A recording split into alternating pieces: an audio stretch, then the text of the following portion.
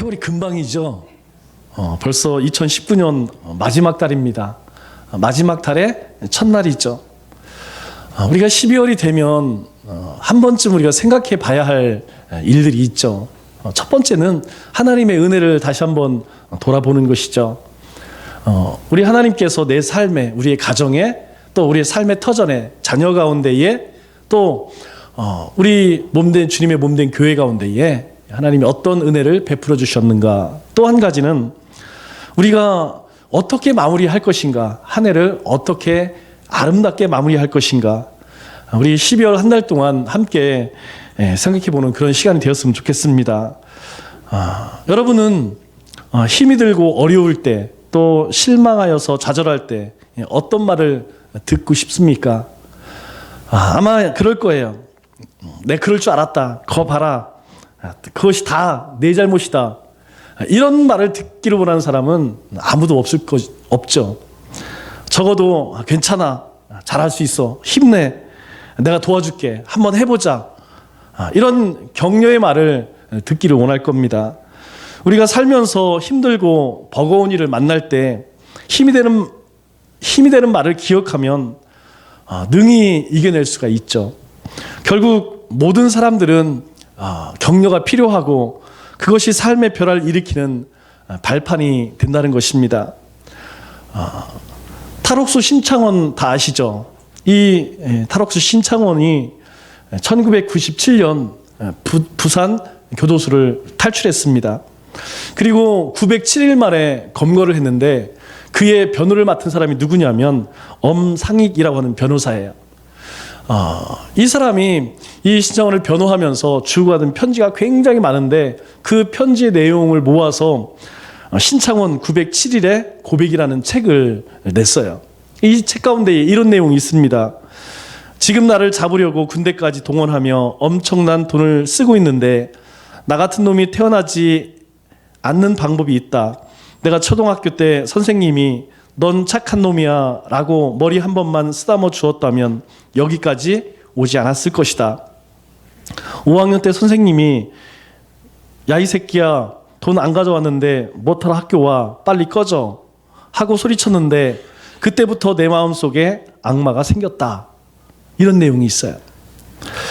신창원의 이 말이 그의 범죄를 정당화시킬 수는 없습니다. 하지만 그때 그 선생님이 따뜻한 격려 또 위로의 말을 했다면 신창원의 삶은 어떻게 바뀌었을까요?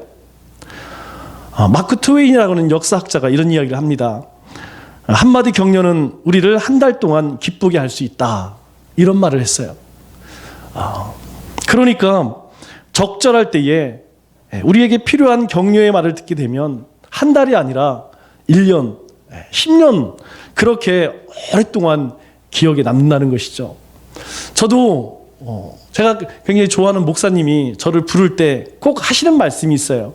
가끔 우리 교회도 오시는 재종철 목사님이 늘 저를 부를 때에는 오 목사 이렇게 안 불러요. 그 목사님은 학교 다닐 때부터 신학교 다닐 때부터 항상 저를 부를 때에 능력의 종이라고 불러줍니다. 능력의 종, 능력의 종. 제가 그 얘기를 들을 때마다 처음에는 되게 이상했어요. 아니 아무 능력도 없는데 아무것도 잘하는 것이 없는데 목사님이 놀리는 건가 그렇게 생각했는데 능력의 종이 되기를 바라는 그런 마음이겠죠. 지금도 늘 전화를 하거나 만나면 능력의 종, 청주는 뒤집어지고 있지. 항상 그 인사예요. 그런데 그렇게 오랫동안 그 소리를 들으니까 어느 순간에 제가 그런 종이 되어 있는 것 같아요. 또 그렇게 될 것 같아요. 그렇게 힘이 드는 말을 들면, 격려가 되는 말을 들면 정말 제 사역 가운데, 목회 가운데에 그런 능력이 나타날 것 같은 그런 힘이 생겨집니다. 격려의 핵심이 뭡니까? 격려의 핵심은 사람의 가치를 인정하는 것이에요. 그래서 당신은 참 소중합니다 라는 것을 느끼게 해주는 것, 그게 격려 아니겠어요? 그래서 격려는 모든 것에 최선을 다하게 만드는 힘이 있는 것 같습니다. 우리 피그말리온 효과라는 게 있어요. 이 피그말리온 효과라는 것은 심리학 용어인데 다른 사람이 나를 존중해주고 나를 향해서 어떤 기대하는 것이 있을 때에 나도 그 기대에, 그 바람에 부응하고자 하는 그런 마음이라는 것이죠. 우리 이 CF인데 SK 하이닉스 광고인데 한번 볼까요?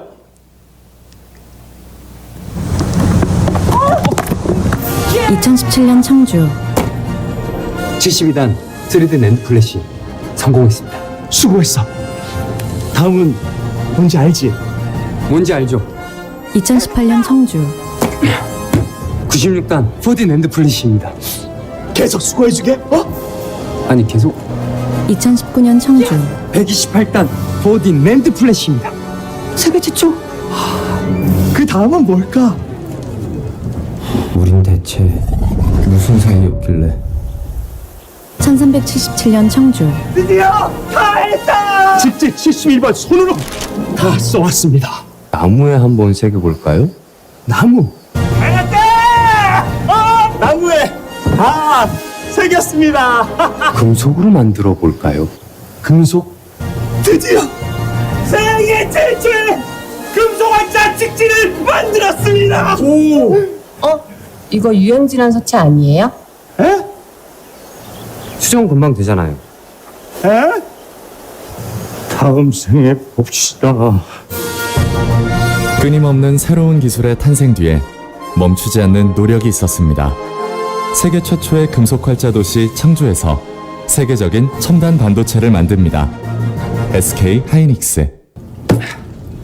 저는 용인으로 발령이 나서 그럼 이만. 이런 우연이 있나? 나도 여기는데. 예. 자, 재밌는 광고죠? 제가 이 광고를 보면서 그런 것 같아요. 아마 상사가 새로운 것을 개발했어요. 그런데 하는 얘기가 뭐냐면 그 다음은 뭔데? 그 다음은 뭔데? 기대감을 갖게 하는 거죠. 그러니까 뭐 힘은 들겠지만 그 상사로부터 들은 이 직원은 아마 또 새로운 것을 위해서 뭐 엄청나게 그렇게 연구를 했겠죠. 왜? 나를 기대하는 사람이 있기 때문에, 뭔가 사람들이 나에게 바라는 것이 있기 때문에. 공부도 그런 것 같아요. 우리가 공부를 잘하지 못하는 우리 자녀들에게 너 할 수 있어. 괜찮아. 너는 엄마 닮아서 너는 얼마든지 할 수 있어. 너는 아빠처럼 끈기가 있어서 너도 하면 될 수 있어. 그랬더니 실제로 된 애가 있어요. 여러분 잘 모르시지만 우리 중등부 가운데에 그런 친구가 있어요. 2년 동안 작년부터 부모님들이 이 친구가 고등학교 진학을 못할까 봐 얼마나 걱정을 많이 했는지. 그런데 정말 삼촌들이 정말 초인적인 인내를 가지고 그렇게 열심히 가르쳤더니 합격했습니다. 보는 사람들이 너는 안 돼 인마, 너는 못해 인마 그랬다고 하면 아마 포기했겠죠. 그러나 할 수 있어, 괜찮아, 한번 해보자. 부모님이나 가르쳤던 선생님들은 속을 끓였겠죠. 그런데 그 아이에게 계속해서 그런 희망을 할 수 있다고 하는 자신감을 심어주니까 결국은 됐더라고요. 그러면요, 이제 앞으로 고등학교 올라가서 너는 또 이런 사람이 될 거야 라고 격려를 해주면 저는 분명히 그 아이들이 그런 사람이 될 거라고 생각해요. 우리 직장에서도 마찬가지입니다. 일을 잘하는 사람이 있고 못하는 사람이 있는데, 일을 못하는 사람에게 당신은 왜 이거밖에 못해? 자꾸 지청구를 하고 그렇게 책망을 하게 되면요, 하기 싫어요. 그래서 그냥 사표 쓰고 나가고 싶습니다. 그런데 일을 좀 하지 못한다 할지라도 괜찮아요. 처음에는 다 그래요. 열심히 하면 돼요. 그리고 잘하네요. 어제보다 훨씬 낫네요. 노력하면 잘할 수 있을 거예요. 그렇게 격려를 받으면 어때요? 우리가 어떤 일을 할 때에도 힘이 나는 거예요. 우리가 뭐든지 처음에 하면 다 초보 아닙니까? 어떤 일이든지 마찬가지예요. 신앙적인 부분도 그렇고 사역적인 부분도 그렇고 관계적인 부분도 그렇고 처음에는요 다 미숙하고 부족합니다. 그러나 격려를 받게 되면 내가 정상적으로 이렇게 해나가는 것보다 그 배움의 속도가, 일의 능률이, 결과가 완전히 달라지죠. 격려하면 어떻습니까? 우리가 그 격려처럼 이루어지는 경우를 많이 보게 됩니다. 그래서 우리 모두는 사실 격려가 필요합니다. 격려를 받으면 어떤 일이든지 더 잘 해보려고 하는 그런 마음이 생기죠. 새롭게 할 수 있는 힘과 확신이 생겨집니다. 그렇기 때문에 다른 누군가를 격려하는 것은 그 사람에게 힘을 북돋아주고 자신감을 심어주는 것이죠. 오늘 본문은 데살로니가 교회를 향한 바울의 격려가 담긴 편지입니다. 이 데살로니가 교회는 사도 바울이 아시아에서 복음을 전하다가 하나님께서 환상을 보여주시죠. 건너가 우리를 도우라. 그래서 성령님께서 밀어붙입니다. 그래서 바울과 실라와 함께 이 마게도니아로 넘어가서 빌립보 교회를 세우게 되죠. 그런데 빌립보 교회가 막 부흥하면서 핍박이 일기 시작합니다. 그래서 그 핍박을 피해서 데살로니가 지역에 가서 교회를 세우게 되죠. 그런데 그곳에서도 핍박이 일죠. 그래서 그곳에서 아덴으로 지금 아테네죠. 아덴으로 피신을 하고 그리고 아덴에서 또 핍박하자 고린도에 가서 복음을 전하게 되죠. 그런데 그 소식을 나중에 고린도에 있는 이 바울에게 디모데가 이 데살로니가 교회의 소식을 전해요. 그런데 놀라운 소식이 전해집니다. 어떤 소식이 전해지냐면 이 데살로니가 교회가 세워진 지 그렇게 오래된 교회가 아니에요. 얼마 되지 않았어요. 그런데 들려오는 소식은 너무나 잘 견뎌내고 너무나 잘 세워져 가는 거예요. 그래서 다른 지역의 교회에게까지 본이 되었기에 이 사도 바울은 너무너무 그 소식을 들을 때 기쁜 겁니다. 그래서 비록 많은 어려움 가운데 핍박 가운데 고난 가운데 있지만 그럼에도 불구하고 믿음으로 잘 견디는 이 데살로니가 성도를 향하여서 사도 바울이 칭찬과 격려를 아끼지 않는 편지가 바로 이 데살로니가 전후서죠. 우리 데살로니가 전서 1장 2, 3절을 보면 그들을 이렇게 칭찬합니다.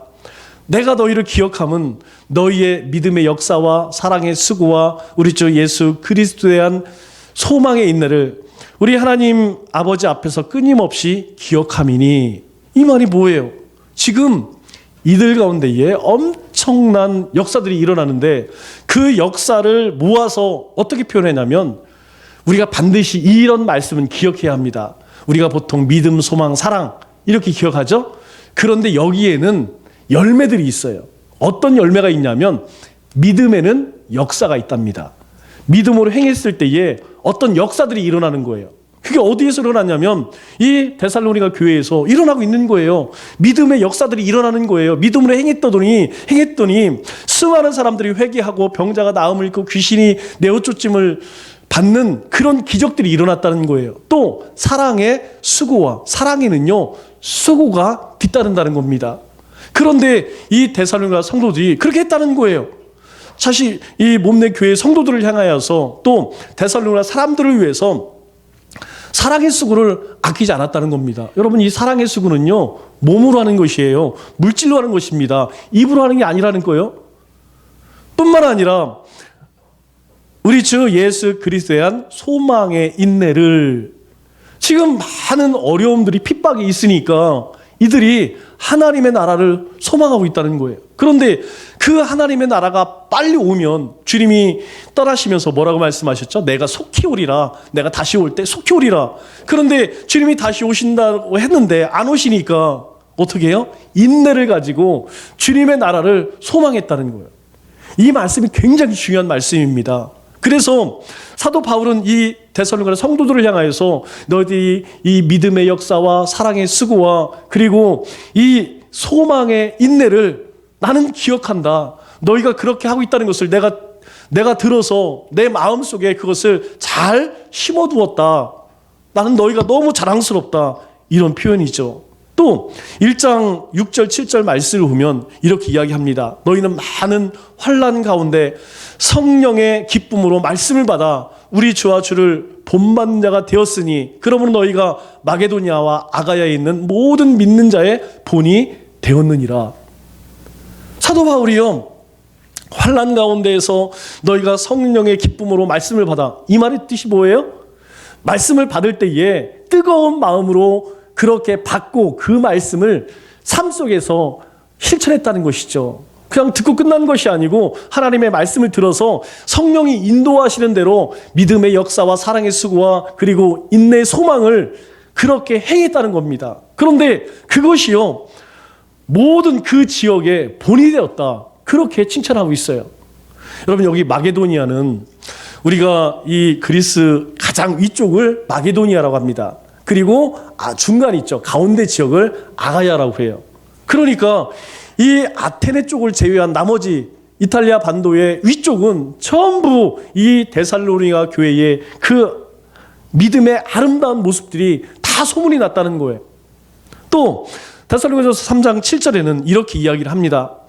형제들아, 우리가 모든 궁핍과 환난 가운데서 너희 믿음으로 말미암아 너에게 위로를 받았노라.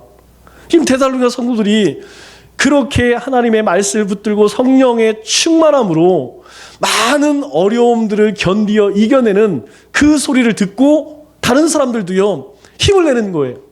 특별히 사도 바울 이행도 얼마나 많은 그런 어려움을 겪었습니까? 그런데 그들이 그런 어려움 가운데에서도 힘을 낼 수 있었던 것은, 위로가 되었다는 것은 바로 이 데살로니가 성도들이 믿음으로 그것을 잘 감당하고 있다는 소식을 들음으로, 야, 우리 데살로니가 그 어려운 환경 가운데서도 이렇게 믿음 생활 잘하고 있는데 우리도 힘을 내자, 우리도 한번 열심히 해보자, 그랬다는 것이죠.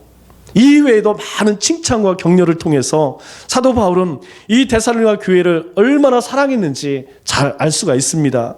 특별히 오늘 본문 13절에 이렇게 이야기를 하죠. 그들의 역사로 말미암아라고 말씀하고 있습니다. 그들의 역사가 뭡니까? 바로 그들의 역사는 믿음의 역사와 사랑의 수고와 그리스도에 대한 소망의 인내를 이야기하는 것이죠. 그들이 믿음으로 행했다는 거예요. 믿음으로 행하니까 많은 기적들이 일어났습니다. 그들이 사랑에 수고했을 때에 그 열매들이 나타났다는 거예요. 그들은 현실을 바라보지 아니하고 하나님의 나라를 소망하면서 참고 견디어 이기고 있었다는 것이죠. 데살로니가 성도들이 그렇게 행했다는 것입니다. 그래서 13절 하반절에 뭐라고 이야기하죠? 이렇게 이야기합니다. 사랑 안에서 가장 귀히 여기며 라고 이야기해요. 사랑 안에서 너희가 가장 귀히 여기며. 여러분, 가장이라는 말은 뭐예요? 으뜸이라는 얘기죠? 첫째라는 거예요. 어떤 순서가 있는데 그 중에서 가장 우선되는 것, 으뜸되는 것, 첫째 되는 것, 그것을 이야기해요. 그게 뭐냐? 귀히 여기라, 이렇게 이야기해요. 귀히 여기라. 저는 우리 남청주교회 성도들이 그랬으면 좋겠습니다. 우리의 삶 가운데에 가장 우선 우리 가족이겠지만 우리 언제나 우리 믿음의 성도들에서 그렇게 귀히 여기는 마음이 있었으면 좋겠어요. 왜 그렇습니까? 우리 모두가 바로 하나님께서 은혜를 주시고 구원받은 하나님의 자녀로 함께 예배하고 협력하여서 주님의 뜻을 이루어가는 하나님의 자녀들이에요. 그래서 적어도 우리 가운데에는 서로를 귀히 여기는 마음, 존귀히 여기는 마음. 여러분, 많이 배운 사람도 있고 또 어린 친구들도 있어요. 또 못 배우고 또 나이 많은 사람도 있습니다. 능력이 있는 사람도 있고 능력이 없는 사람도 있어요.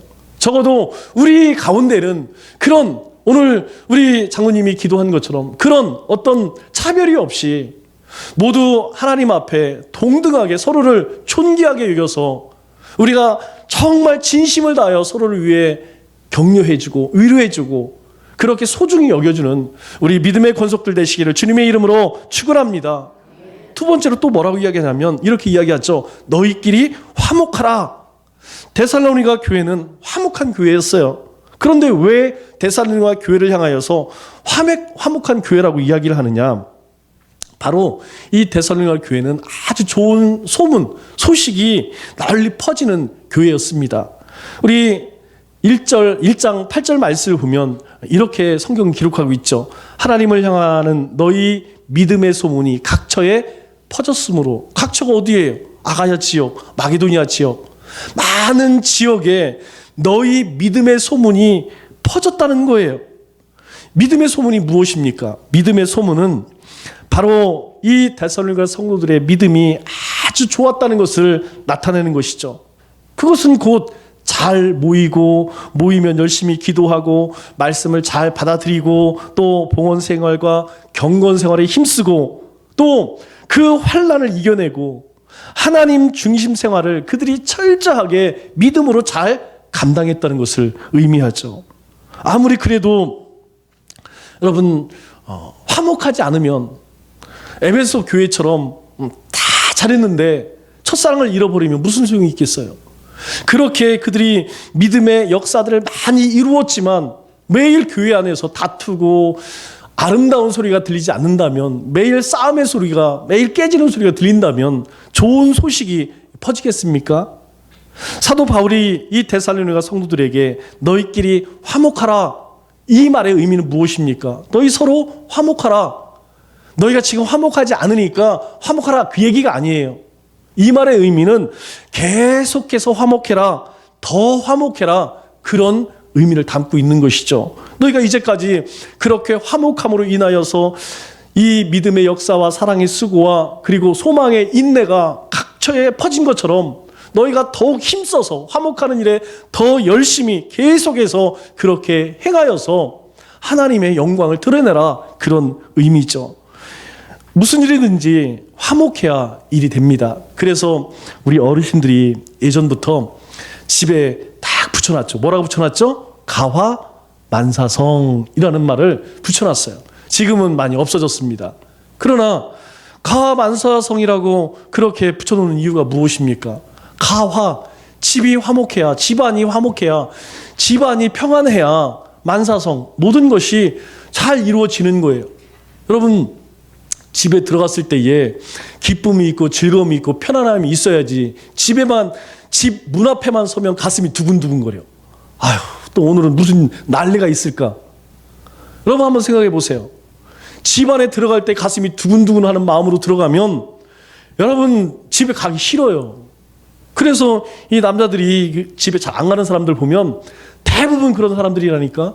집에 가면 하루 종일 일하고 들어온 뭐 아내나 남편 서로 위로해주고 참 수고했어 이래야 되는데, 집에 가자마자 막 바가지를 긁고 막 비난하고 그러면 집에 가기 싫다니까요. 여러분 집만 그럴까요? 교회도 마찬가지예요.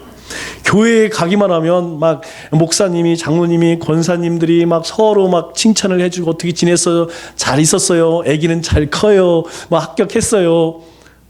어떻게 됐어요? 막 관심을 가져주고 그러면 교회 맨날 가고 싶죠. 맨날 가 성도들하고 같이 교제를 나누고 싶죠. 그런데 교회만 가면 도끼 눈을 뜨고 그냥 어떻게 하면 못 잡아먹을까 으르렁거리고 그러면 여러분 가기 싫어요.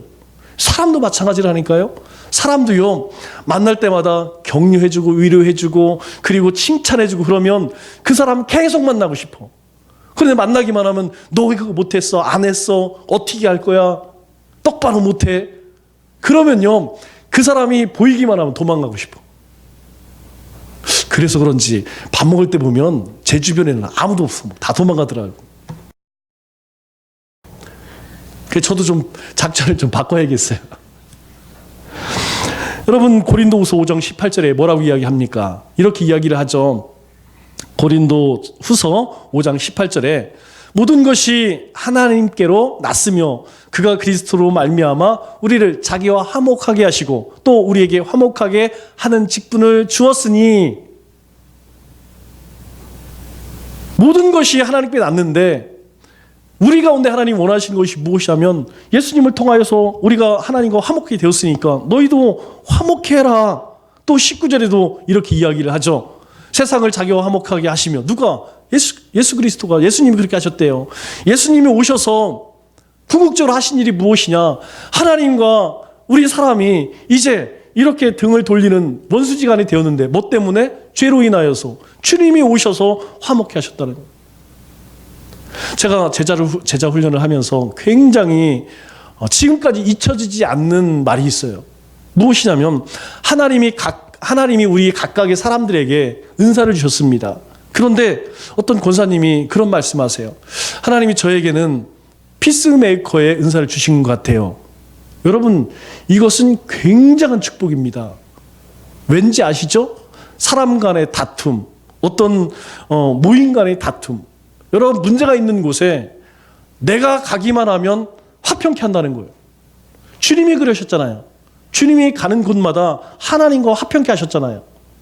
저는 지금도 이제까지 제가 성경 공부를 하면서 많은 사람의 은사에 대해 들어봤지만 그런 은사에 대해 이야기하는 분은 처음 봤어요. 제가 참 늘 감사하는 것은 그거예요.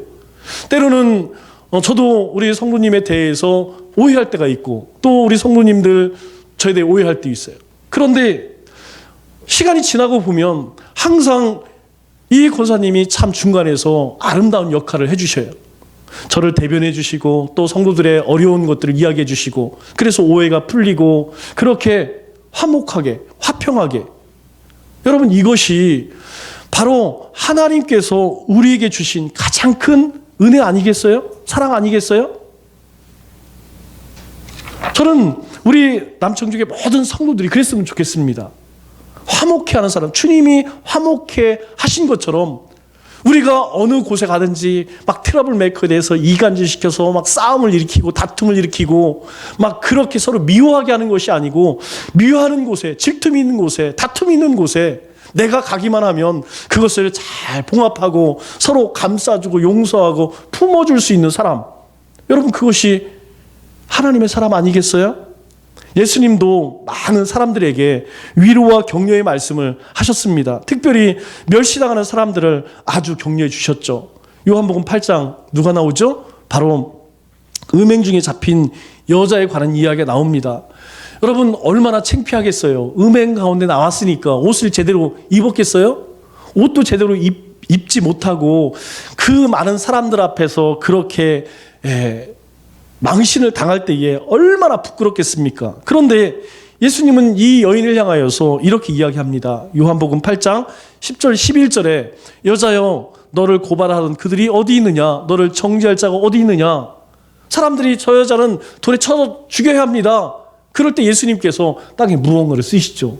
뭘 썼겠어요? 그래 너는 죄가 없겠냐? 뭐 어떤 것을 썼겠죠. 사람들이요 부끄러워서 다 도망가 버렸어요. 이 여인이 대답합니다. 예, 아무도 없습니다. 예수님께서 이렇게 말씀하세요. 나도 너를 정죄하지 아니하노니 가서 다시는 죄를 범하지 말라 하시니라. 여러분 만일 우리가 이 음행 가운데 잡힌 여인이라고 한번 생각해 보세요. 마땅히 죽어야 합니다. 온갖 사람들에게 욕을 먹고 아주 비참한 돌에 맞아 죽을 수밖에 없는 그런 상황인데 주님이 뭐라고 말씀하시자면 내가 너를 정죄하지 않겠다. 너를 정죄하던 사람 아무도 없다. 이제 다시는 그렇게 하지 마라. 그 이야기를 들은 이 여인의 그 마음은 어떨까요? 아마 그 감격은 이루 말할 수가 없겠죠. 또 배신한 베드로를 다시 부르는 예수님의 모습을 우리는 떠올릴 수가 있습니다. 마가복음 14장 29절에 베드로가요 마지막 만찬에서 예수님에게 무엇라고 호언장담합니까? 예수님, 모든 사람들이 다 예수님을 버릴지라도 저는 절대로 그러지 않겠습니다. 다른 사람들이 다 예수님을 버리고 도망친다 할지라도 저는 절대로 그렇게 하지 않겠습니다. 라고 큰소리 뻥뻥 쳤어요. 그런데 이 베드로가 주님 앞에 다시 설 수 없는 부끄러운 일을 저지르죠. 무엇입니까? 바로 사람들 앞에서 나 예수님 몰라요. 나 예수님 몰라요. 세 번째는요. 자신에게 당신 예수님 쫓아다녔던 그 사람 아니야? 묻는 소녀에게 저주하여 이르되 뭐라고 이야기합니까? 나 예수 절대 몰라. 나는 예수님하고 아무 상관없는 사람이야. 이 뜻이죠. 나에게 자꾸 물어보지 마. 나는 예수라고 하는 사람은 난 모르는 사람이야. 그렇게 부인했던 베드로예요. 그래서 그는 어떻게 합니까? 꼭 끼워하고 닭이 울 때에 눈물을 흘려요. 통곡을 합니다. 그리고 나서 그가 어떻게 하죠? 다시 예수님께 돌아가는 게 아니에요. 그렇게 눈물을 흘리고 역시 나는 안 돼. 나는 이거밖에 안 되는 사람이야. 다 포기하고요. 허탄한 마음으로 고향으로 돌아가서 다시 어부가 된다니까요.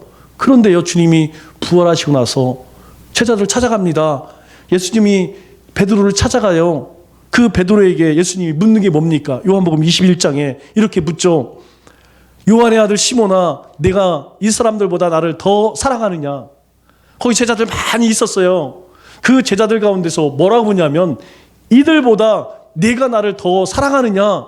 그때 베드로가 뭐라고 이야기하죠? 네 주님 그러합니다. 예 주님, 제가요 다른 그 누구보다 주님을 사랑하는 것 주님이 아시잖아요. 그런데 여러분 이 말은요, 야 네가 나를 배신해? 네가 나에게 그렇게 할 수 있어? 내가 너를 데리고 다닐 때에 내가 항상 너 챙겨줬잖아. 내가 너를 얼마나 사랑했는데 네가 어떻게 사람들 앞에서 나를 모른다고 3번이나 부인하느냐? 그거 놀리려고 물으시는 게 아니에요. 베드로의 마음을 주님은 아시죠. 여러분, 만일 예수님을 만나기 전까지, 예수님이 이 질문을 하기 전까지 베드로의 마음이 어땠을까요? 여러분, 우리가 만일 친구를 배신했어, 내가 만일 교회를 배신했어, 성도를 배신했어, 그럴 때 그 사람에 대해서 여러분 마음이 어떻겠어요? 머릿속에 떠올릴 때마다 부끄럽지 않겠어요? 그 마음 가운데 아마 커다란 바위덩어리 하나를 안고 사는 그런 느낌이었을 거예요. 나는 누구에게 이야기가 있겠습니까? 나는 그렇게 예수님께 사랑을 받았는, 나는 예수님을 부인했던 사람이야. 이것은요, 그가 일평생 동안 버릴 수 없는, 씻을 수 없는 무거운 짐이에요. 그런데 주님이 물으세요. 네가 나를, 이 사람들 더 사랑해? 예, 주님. 주님이 아십니다. 제가 정말 주님 사랑합니다. 주님이 또 물으세요. 정말 네가 나를 사랑해? 예, 주님.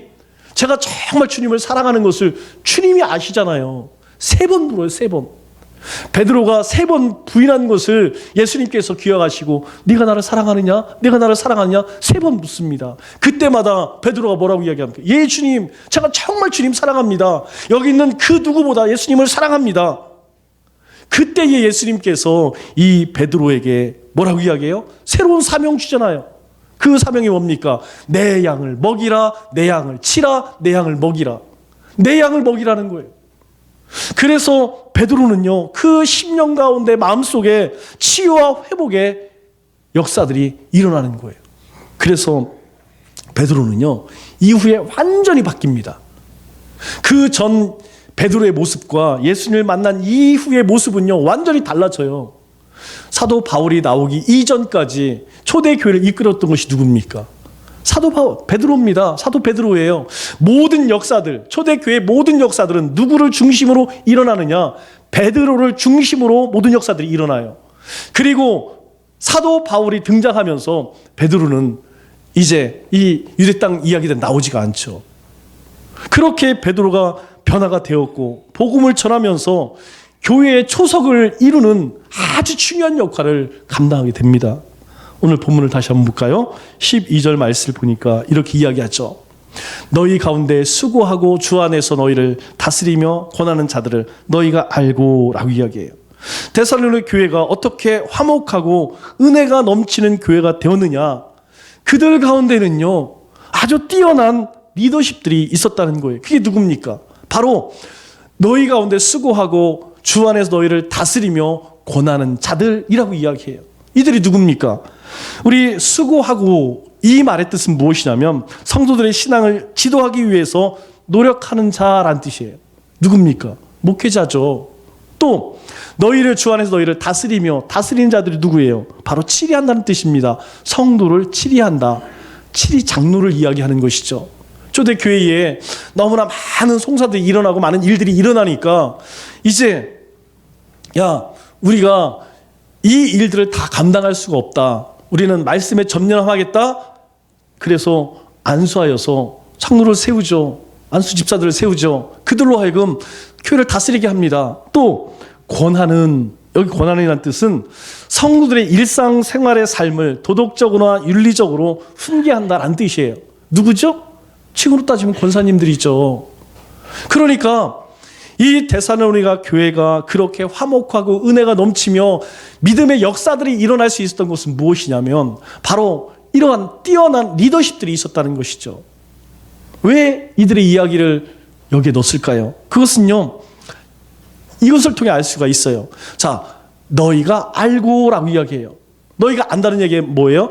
데살로니가 성도들이 바로 목사님의 그 수고와 장로님의 수고와 권사님들의 그 수고들, 리더십들의 수고를 데살로니가 성도들이 다 알고 있다, 이렇게 표현해요. 그런데 여러분 영어 성경을 갖고 계시면 이 안다라고 하는 말을 영어 성경에 뭐라고 썼냐면 리스펙트라고 썼어요. 우리가 흔히 알고 있는 것은 know잖아요. know. 그리고 우리 헬라어는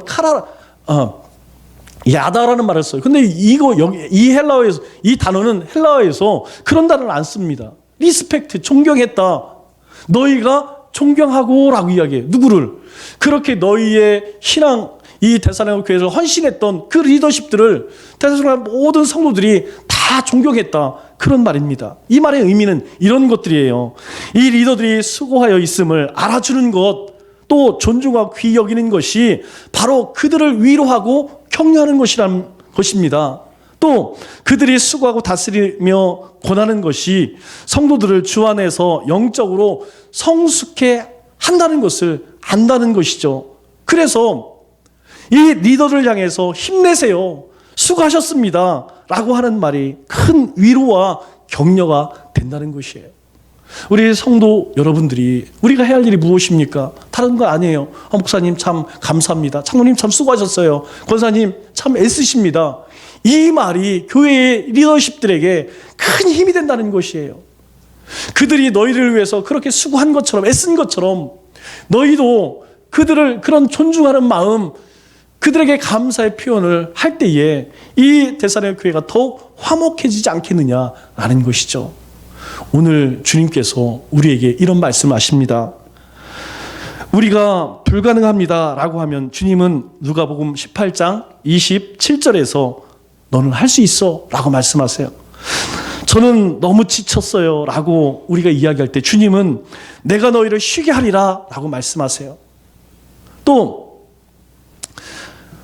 아무도 나를 사랑하지 않아요 라고 우리가 하나님 앞에 이야기할 때 내가 너를 사랑한다 라고 주님께서 우리에게 말씀하십니다. 하나님 저는 더 이상 할 수 없어요, 더 이상 못할 것 같아요 라고 한다고 하면 우리 주님은 내 은혜가 족하다 라고 우리를 격려하시죠. 또 하나님 제 앞이 너무 캄캄해요 라고 하면 주님께서는 내가 너의 길을 지도하리라 이렇게 우리에게 평안함을 주시죠. 하나님 제가 너무 힘들어서 지금 이 상황을 헤쳐나갈 수 없어요 라고 하면 주님은 우리에게 내 모든 필요를 내가 채워주마 라고 우리에게 안심시켜 주시죠. 저는 항상 근심 걱정으로 피가 말라요 하나님, 그렇게 하나님 앞에 고백하면 주님은 너희 염려를 내게 다 맡기라 라고 우리에게 말씀하시죠. 또 저는 너무 외로워요, 저는 저 혼자밖에 없는 것 같아요 라고 고백하면 주님은 내가 너를 버리지 않고 떠나지 않으리라 이렇게 약속하시죠. 말씀을 맺도록 하겠습니다. 하나님은 세상에 사는 우리를 격려자로 부르셨어요. 그래서 우리는 사랑하는 가족들, 믿음의 지체들, 또 리더십들, 더 나아가서 세상에서 위로가 필요한 모든 사람들에게 칭찬하고 격려하며 용기를 복도 주어 한다는 것이죠. 남편은 아내에게, 아내는 남편에게, 부모는 자녀에게, 또 자녀는 부모에게, 성도는 목사님에게, 또 목사님은 성도에게 위로하고 용기를 주며 사는 것이 우리의 사명이라고 말씀하고 있어요. 이제 우리는 한 해를 마무리하고 새해를 준비합니다. 우리가 12월만큼은 그랬으면 좋겠어요. 서로를 격려하고 위로함으로 우리가 새로운 것을 준비했으면 좋겠습니다. 이 한 주 우리의 위로와 격려가 필요한 모든 사람들에게 주님의 따뜻한 사랑을 함께 나누는 우리 믿음의 권속들 다 되시기를 주님의 이름으로 축원합니다.